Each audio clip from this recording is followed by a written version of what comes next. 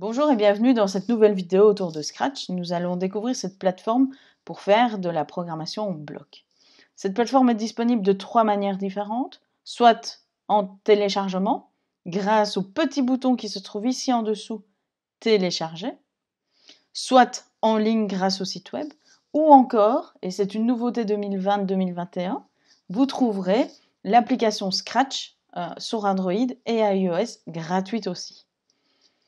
Donc Scratch, comme je le dis, est un logiciel pour créer des choses en bloc, pour programmer des choses en bloc. Ça peut être des jeux vidéo, mais ça peut être autre chose.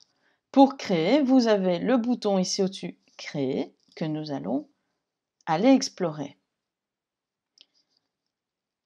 Quand nous arrivons sur cette page, nous avons un petit tutoriel disponible, qui sont parfois en franglais, mais qui sont intéressants pour les plus jeunes pour découvrir. Si vous, par mégarde, l'enlevez, vous pouvez retrouver les tutoriels ici au-dessus grâce à la petite lampe qui clignote. Vous pouvez changer les langues grâce à la petite map monde ici. Vous avez une série de langues possibles. Ça peut être très intéressant pour des primo-arrivants ou encore une fois des jeunes FLE.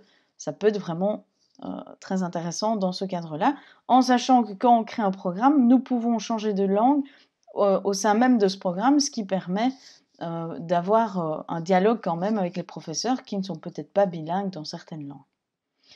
Que retrouvons-nous dans ce programme?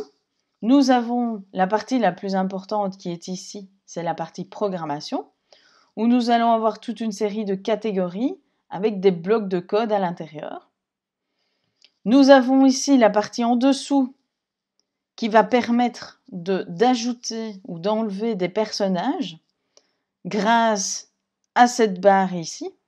Donc on peut choisir un personnage, on peut créer un personnage soi-même, on peut prendre un personnage surprise.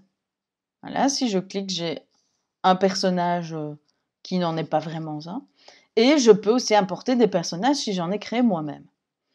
Les scènes, les arrière-plans, c'est pareil. On peut avoir les différentes options. Ici, je vais faire aussi surprise. Nous avons quelques options pour les personnages ici au-dessus. Leur emplacement, XY sur le plan, la direction dans laquelle ils sont, leur taille, que nous pouvons changer, c'est en pourcent. Voilà. On peut les afficher ou pas, et on peut leur donner un autre nom. Si je peux mettre batterie par exemple. Quand nous avons réalisé ça, nous allons choisir le personnage sur lequel nous allons programmer et nous allons pouvoir commencer à programmer. Tout simplement en allant chercher des blocs et les glisser et tout comme Scratch Junior, aller créer un petit puzzle de blocs. Nous avons les mouvements qui, comme son nom l'indique, vont permettre de faire des mouvements. Nous avons les apparences. Nous avons les sons qui peuvent être très intéressants. Alors les sons, nous les retrouvons ici aussi. Si je vais dans l'onglet son, j'ai la possibilité de créer un son, donc de m'enregistrer ou d'aller chercher aussi des sons. Donc si je m'enregistre, j'ai la possibilité ici de m'enregistrer et puis de couper mes sons. Je peux aussi m'amuser un petit peu à changer, donc je peux mettre des fondus, je peux inverser, ça peut être assez intéressant et parfois marrant de voir ce que ça donne. Je peux aussi changer les costumes, hein. Je peux changer la couleur des costumes de mon chat. Moi je veux que mon chat il ait des bras et une tête mauve.